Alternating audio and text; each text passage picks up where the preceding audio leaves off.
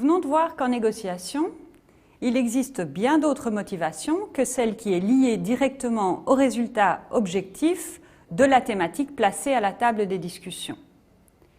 Une question que nous n'avons cependant pas encore abordée concerne l'importance relative de toutes ces motivations lorsque nous négocions. Pour poser la question autrement, qu'est-ce qui, selon vous, est le plus important aux yeux des négociateurs? Obtenir un accord qui leur est profitable ou s'assurer que les motivations intangibles, liées notamment à la relation, aux procédures ou à l'image de soi, soient rencontrées?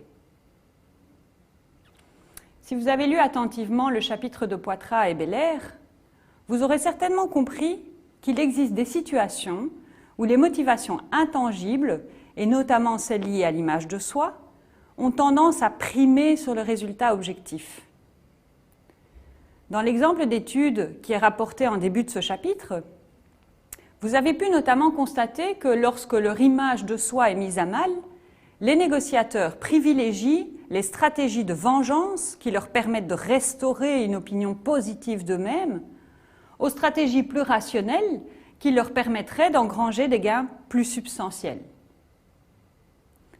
En lien avec cette idée, une étude de Jared Curran et de ses collègues montre que si les résultats objectifs représentent la préoccupation la plus fréquente des gens qui négocient, la valeur subjective que les gens donnent à ces préoccupations n'est pas nécessairement supérieure à la valeur subjective qu'ils attribuent aux autres types de motivations.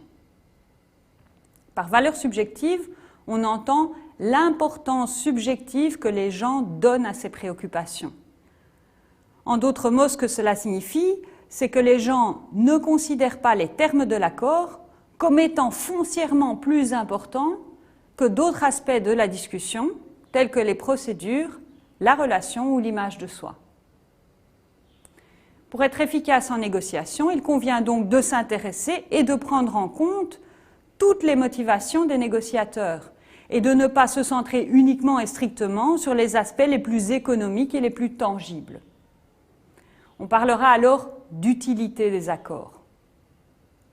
L'utilité renvoie à la manière dont un accord spécifique est capable ou non de rencontrer l'ensemble des motivations qui sont poursuivies par les négociateurs, c'est-à-dire à la fois les motivations tangibles et concrètes et à la fois les motivations intangibles ou plus symboliques. Plus un accord est utile, plus il rencontre les motivations des négociateurs et plus il est forcément de bonne qualité. Lorsque nous aborderons la problématique de la satisfaction en négociation, nous verrons que les accords utiles, en plus d'être objectivement de qualité supérieure, sont aussi les accords qui produisent les taux de satisfaction les plus élevés.